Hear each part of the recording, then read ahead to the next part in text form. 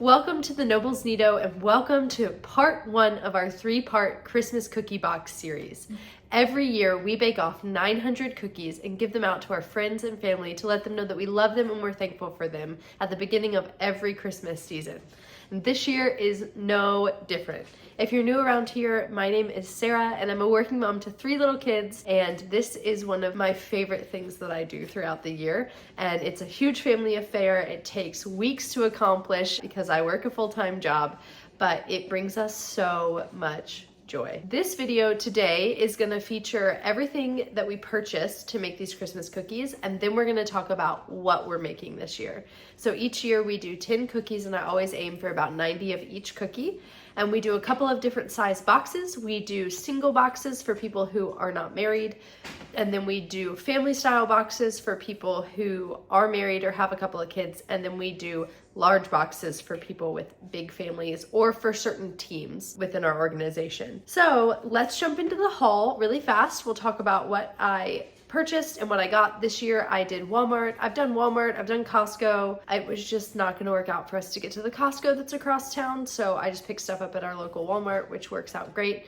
So let's jump into that haul and then I'll meet you back here and we'll talk about the 10 cookies that we're making. Back from Walmart, the whole haul for all of our cookie boxes. Still have a couple more things to get, but this costs $240. I need to pick up meringue powder if I don't have any and some piping bags, and then I also count the cost of the boxes and the labels and all that stuff in there too. So I'll update you in future videos as we get that stuff, but let's go over everything that we have. Let's start on this side. So I have 20 pounds of all-purpose flour. I think this is 14 pounds of sugar, 16 pounds of butter. These were $4 each, so maybe going to Costco would have been better, but it just wasn't worth my time. So got 16 pounds of butter. I actually only need 14, but every year for some reason I always end up miscalculating. So I just got 2 extra pounds. Some plastic wrap, 4 pounds of powdered sugar, 8 pounds of brown sugar, 9 lemons, 2 of these big containers of old-fashioned oats. This might be overkill, but we will use it for baking or whatever. That's the thing about this stuff, is I always round up in my numbers. So if I need like 7.5 cups of flour, I always say that I need 8, because it guarantees that we have enough, and also we will use it because we're a big baked goods family.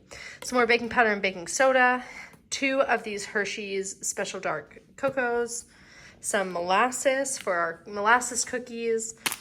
I think this is 80 ounces of these dark chocolate chips. I bought all they had.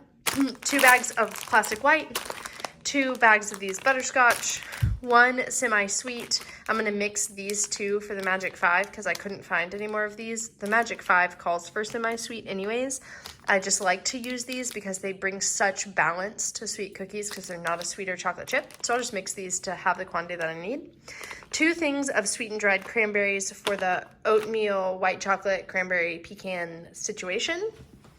Some coconut flakes, pecan halves, some of this red no flavor food coloring for the strawberry part of the Neapolitan, but also I'm always trying to make a beautiful Christmas tree cookie, and so I'll use this color as the lights on the tree. Some strawberry extract for our Neapolitan cookies, but what the freaking heck am I gonna do with this after I use this? If you got any suggestions, let a girl know. Some red raspberry preserves for the inside of our, inside of our Linzer cookies. The strawberry part of the Neapolitan cookie also calls for some strawberry jam. We eat a lot of strawberry jam in our house, but if we don't have any, I might sub some of this raspberry and strain out the seeds. And then lastly, 5 dozen, I think this is 5 dozen? Yeah, 5 dozen eggs. We won't need all of these. I actually only needed 4 dozen, but we'll just use the rest, and this was a really good price. And then just picked up a couple of fun things for home. A cookie scoop. This actually counts towards the cost of all of this. And I bought one, tested it out, broke it. So hopefully I don't break another one. But some command hooks to hang up our wreaths outside, some of this super strong tape because we're gonna make the chain garlands and make one that's 25 days so the kids can pull it apart. And then some more Earl Grey tea. So that is the haul. Okay, so now that we've seen the haul, let's talk about the cookies that we're making. So we're gonna start with the ones that we make every single year. I have a little list because I can never remember for whatever reason. But if you ask me like the most random fact, I can remember that. Wild. Okay, so what we make every single year is a classic chocolate chip cookie. I did have to use a new recipe this year. If you've been around for a couple of years, you know that my chocolate chip cookie recipe has like never worked out for whatever reason. So I tested a new recipe this year and we're gonna use that one. Also, side note, if you're interested in the lists and the recipes, you're gonna find a Google Doc link down below with the cookies that I'm making, the batch size of all of those, and also the recipes that I'm using. So check that Google sheet out. And then I'm gonna make my mama's molasses recipe. This is handwritten on a card. I have to like 5 times the batch because it's, you know, an old recipe, but they're so good. I love them so much. We're gonna make a Magic 5 cookie, which has butterscotch, chocolate chips, oats, pecans, and coconut in it, and it's delicious. We're gonna make a Linzer cookie. This is an Ina Garten recipe. It's so good. It's like a sandwich cookie, a shortbread sandwich cookie filled with raspberry jam. Ugh, it's so good.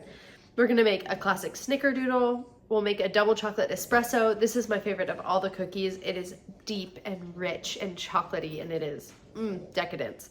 And then we're gonna make sugar cookie Christmas trees. I'm really gonna try my hand at royal icing this year. I have a little bit of extra time to try it out. I may call in some reinforcements because I have some friends that are really good with royal icing. So we're gonna try. And then I'm making 3 new recipes this year. So we always have like our classics that we do, and then I add in some newer ones. I'm gonna make a Neapolitan cookie, which is like chocolate, vanilla, and strawberry. I'm really excited about that one. And then I'm gonna do a salty lemon shortbread. I tested this recipe a couple of weeks ago and people went ham for it that were like in our vicinity and could try it. It's so good. So a salty lemon shortbread, and then I'm gonna make an oatmeal cranberry white chocolate cookie, which I'm really excited about too. So that's all I got for today's video. Please consider liking and subscribing. It really helps me. It really helps my family. The next video is gonna be all about the prep and how I make the dough, freeze the dough, and kind of how I make all of that work. And then the third video will be the final video of baking all of it and boxing it up. So we're so glad you're here. I hope you stick around and we'll see you next time. Okay, bye-bye.